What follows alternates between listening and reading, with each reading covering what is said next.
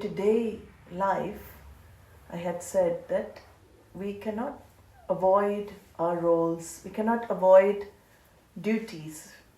Duties means what is to be done, what unfolds at a certain time and place, and it is unfolding in your life to be done. In English, the word duty is used. It sounds very, harsh, duty, doing my duty, like something in an army or something, I'm on duty.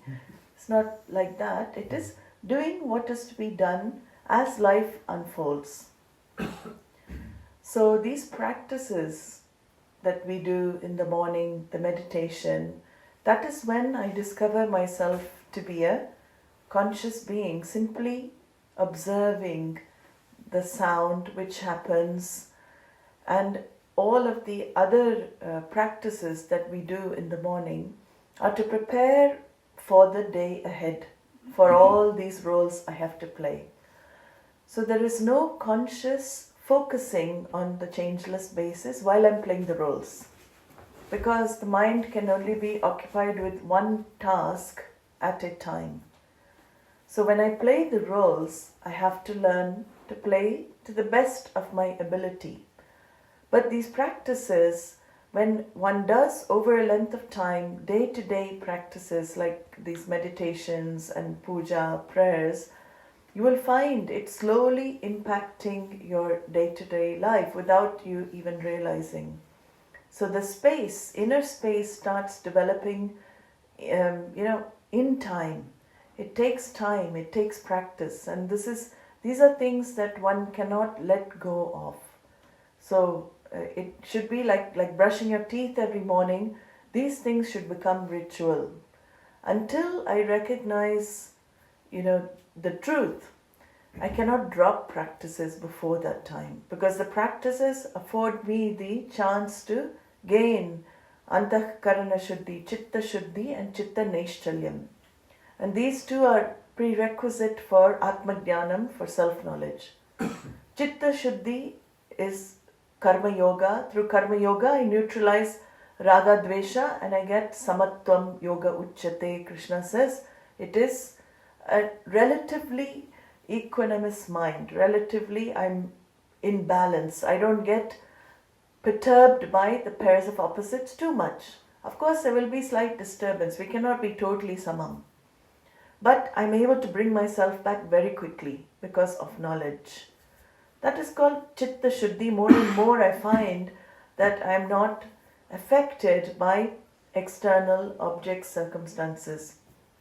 So chitta naishchalyam is also required, which is focus of the mind on what you want to do or what you want to accomplish.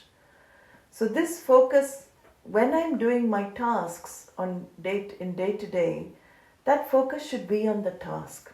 When I'm in the role of mother, 100% I give full energy.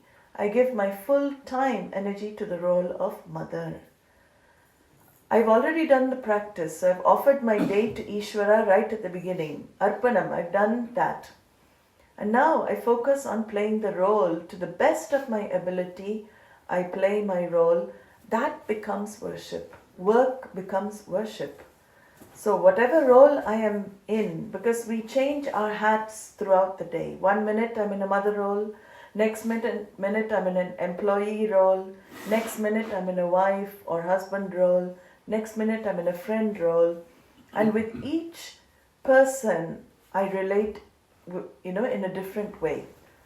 So playing the roles, I should not, the idea is that the more of this practice is assimilated, I do regularly, the issues of the role don't become my issues. So you see that happening, The roles may have issues. Certain problems may arise from the interaction. Definitely with human interaction, problems will arise. That's number one. 100, when there are two I thoughts, ahankaras together, that's enough to start any kind of issue.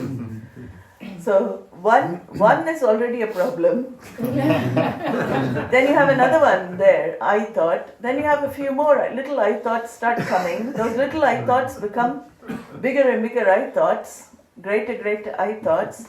So this is how life is. We will have interaction, means there will be issues. But by running away from interaction, I don't resolve the issues. So Swamiji used to say, it should not be freedom from relationship, freedom in relationship. Freedom in relationship is the key. That is what we are trying to develop more and more. And the freedom in relationship will come when you do your roles. You're doing it not for the person, you're doing it for Ishvara. So your attitude shifts.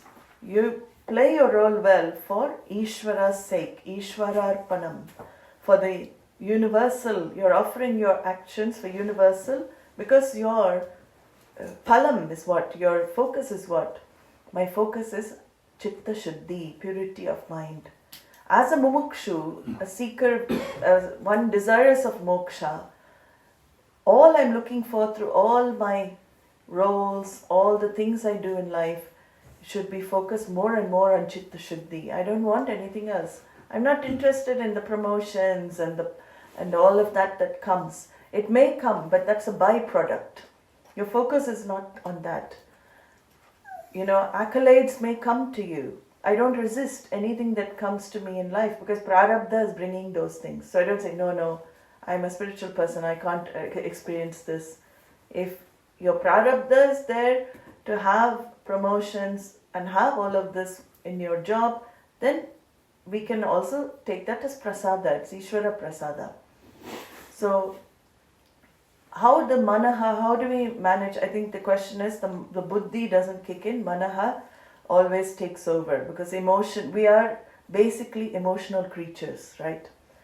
And wherever you are in the world, everybody has the same issues. And number one issue is managing the emotions.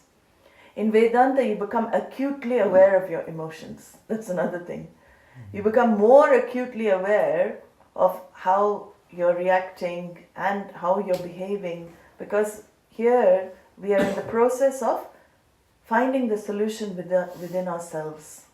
We are no longer looking for other people to change. We are focusing more on our own change. So I will become more aware of my emotions and all of these reactions. But when the buddhi, when the manaha aspect takes over and I'm not able to bring the buddhi, then start doing some japa. If you can start doing a small mantra, even mentally, Om Gam Ganapataye Namaha, Om Gam Ganapataye Namaha. Even if you're, in the office or something, people don't need to hear you shout, saying this. You say it. They might think, what's going on with this person? You say it within, when there's any space that you can't discover, that's a very good technique to bring the mind back. This morning in meditation, we saw another technique to bring the mind, into a calmer state is just simply observing the breath. Take few deep breaths and then focus on the sense of touch in the nostrils. Prana Vikshanam, very good way to bring the mind back to itself. So there are various techniques that the Shastra gives as we live our lives during the day. But as we live our lives, I cannot keep thinking of Atma all the time, right? No, I cannot. My boss wants me to complete a project. I can't keep thinking I'm the changeless reality. I'm the basis for this universe. There's a project to be handed in that day. So in Vyava, we should not confuse. This is a big thing in Vedanta. We should not confuse the Vyavaharika reality is very much there where I have to do my Vyavaharika activities. Vyavaharika also has rules. I have to follow the Vyavaharika rules. Paramartika drishti, nothing happens. But that I discover in my spare time. When I'm quiet, I'm rested, I have time for quietness. I spend time on contemplation, on shravanam, mananam, nididhyasanam. And more I discover when I do these practices and I discover myself to be the changeless basis, then my interactional reality becomes very easy, smooth. Like I said the other day, Swamiji beautifully said, I know when I'm spiritually evolving when my life outside becomes easier. That is the main sign of spiritual growth. And that requires time.